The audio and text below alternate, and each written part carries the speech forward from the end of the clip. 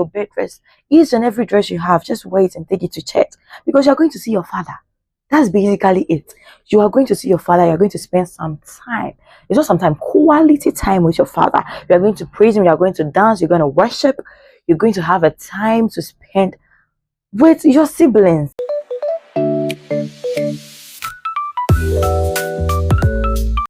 Hi, my loves. Welcome and welcome back to my YouTube channel. It's your girl Verabake Opaitete. If you are new here, yes, my name is Verabake Opaitete. And if you are old here, thank you so much for always tuning in to, hear me up. So 2 days ago, I had a Bible studies 2 days ago. That was, I think, on Monday. Yeah. I had this Bible studies and it was about Haggai. I never knew Haggai was a prophet, but today, I got to know 2 days ago that Haggai was a prophet of God, a messenger of God. And I got to learn so many things that stick out so well with me. So this is my Bible studies journal, like the book I use in doing my Bible studies. And it's my cute mini Bible. So I think if you are on my TikTok page, I should post it there, like how I do it and everything. So yeah, so currently I'm just done with the verse 1. And verse 1, the topic was a call to build the house of the Lord. And as I was about to start, I told God to, like, help me understand it as how he wants me to understand whatever he is talking to me about. And indeed, he showed himself, of which I'm so thankful.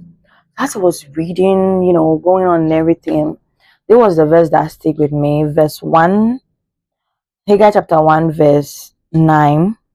You expected much, but see, it turned out to be little. What you brought home I blew away. Why? Declares the Lord Almighty. Because of my house, which remains a ruin, while each of you is busy with your own house. Therefore, because of you, the heavens have withheld the dew and the earth its crops. So this is talking about like us leaving the house of the Lord, like just like that, and then always putting new things into our home, because you go out and then when you come back, you have something new to put up in your home. And even that's not even what stick up with me a lot. Let me just give you the scenario. So you see, may he so rest in peace. I don't know, is it Flight Lieutenant J.J. Rollins? Yeah, he has this one house at a drink. I know you get it. So when maybe you're walking on the road and someone is new and you want to go there, you see them when they see you, they'll be like, "Oh, I'm going to J.J. Rollins, where his house is located. Do you know that?" And imagine, I just want to tell you this. Imagine his children are not putting in effort to like maintain that house, are not putting in effort to make sure that house still stand, their father's legacy still stand. Will somebody say that I'm going to where J.J. Rollins' house is? No. So now his house is like a landmark to other people. You get it? When they say like, "Oh, this is J.J. Rollins' house," imagine his sons and daughters aren't doing like justice to the house, taking care of it, and making sure that their father's legacy still stand. That's the same thing that applies to us. I know that you and I, you know how much your dad cares for you. I mean, your earthly dad cares for you, do everything, make sure you are okay.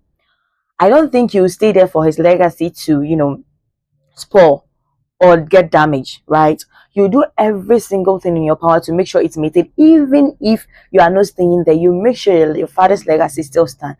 That's the same thing that applies to the house of the Lord. It doesn't necessarily mean that we must demolish everything and then build everything. As you do to your house, each time you go out or to the market or something, you get back, you see, okay, today I saw this etiquette of which I love, so I want to add it to my home for the home decor. Oh, you went out, you saw this, okay, it will be good for my home, it gives it a warmly vibe and everything. That's the same thing. Look, you shouldn't look at the house of the Lord as something so like far reach or something. Just look around the house of the Lord. What is lacking? It might be a chair. You could see the chair that your church uses. And then just go and buy a church and then just replace it. So you see one that is broken, just go and buy a church and just replace it. Maybe there is something that you know that is lacking in the church, you just buy it. And if there's one thing I've learned up from my mom is that, you see, way back in where my mom stays at the Eastern region, even though we have the bowl and everything, we still put the glasses that now, there are glasses that they used to take off a tree. But better still, they put bowls beneath the glass, inside the glass, so that once you just drop it and you get it, so that it will be easy for them to take. So I know my mom usually sometimes she buys like numerous of that stuff, and I just go and give it to the church. Even if you know those in the Eastern region, or even most, I don't know, I think most of the churches, I listen where the pastors they put their Bible, there's this mini napkins that they usually put it on the chairs.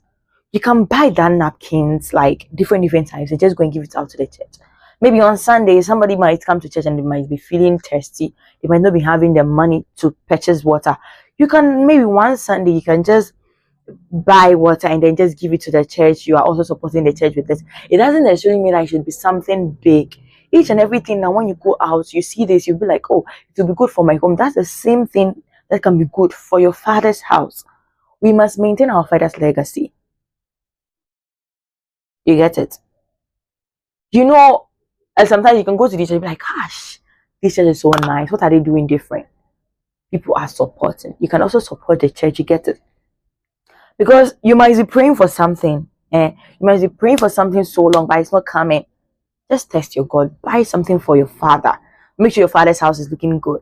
And you think that when he sees that you are doing something good for him, he wouldn't reward you. That dew of the earth and then the earth crop that he has withheld, he will surely unleash for you to receive it. You don't have to do too much to make sure your father is happy. Our Father in heaven, our Abba, I call him Abba, he doesn't need too much from us. You just have to show a little effort. Just show a little effort. There are numerous ways you can support the house of the Lord. There are numerous ways we can do things for the house of the Lord. It's up to you and I. It doesn't have to be something big. There's this saying, little drop of water make a mighty ocean. If you are doing this, the other person is doing that, this and that. We go a long way. So today, what are you doing to help the house of the Lord? And also, let me just say this. We have some people that they feel like the churches, they take their money or they don't see the reason behind churches. If there's one thing that the Lord has bestowed upon us is fellowship. And let me tell you one thing I understand about churches, and I think it will also help somebody, right? So I think that let me tilt it a little. Okay, this is okay. So this is how I understand church or the house of the Lord. That like in as much, if I go to the house of the Lord, I don't care what they are doing. So far as I know the reason why I'm there, I am there for good. You get it? So this is how I understand the house of the Lord, and I think that this might also help someone. So you see, we are in our houses, right? You have siblings, you have a mother, you have a father, you get it. So when we go to the house of the Lord, our head is Abba. You get it? And then our siblings is the people in the church. And each and every house, you want to have that kind of vibe with your sibling. That's the fellowship we establish in our various homes. That's the same thing that happens in church. Church is so good because people understand you. You have like-minded people. You have a single goal. You get it? That's how I understand church. So church is basically you going to see your siblings. So on Sunday, if you are dressed up, it's not like you're just going to church. You're going to your father's house. It's more like I see Saturdays and I see Sundays as like days that like an annual something. It's not an annual something, like it's a day where each and every siblings we are going together to to our father's house to spend some time with him. And at times we dine with him. I think first Sundays or on every month we do that communion. We dine with him at times. We have fellowship with him. That's how I see church. So on Sunday, that doesn't mean that you have to wear your bed dress. Each and every dress you have, just wear it and take it to church because you're going to see your father. That's basically it. You are going to see your father, you're going to spend some time. It's not some time, quality time with your father. You're going to praise him, you're going to dance, you're going to worship, you're going to have a time to spend with your siblings. I hope this helped. And today, just look around the church. What is the church lacking? And do something to support your father's house. And to make sure that our father's legacy still stands. It's always a pleasure to speak with you guys. And yeah, thank you so much for tuning in again. And please like this video. And if you were able to watch till now, send me a heart emoji to know that my G's are still there. You get it. And please, if you are yet to subscribe, kindly subscribe for me, okay? Thank you so much. It's always a pleasure to see you guys and see you on my very next video.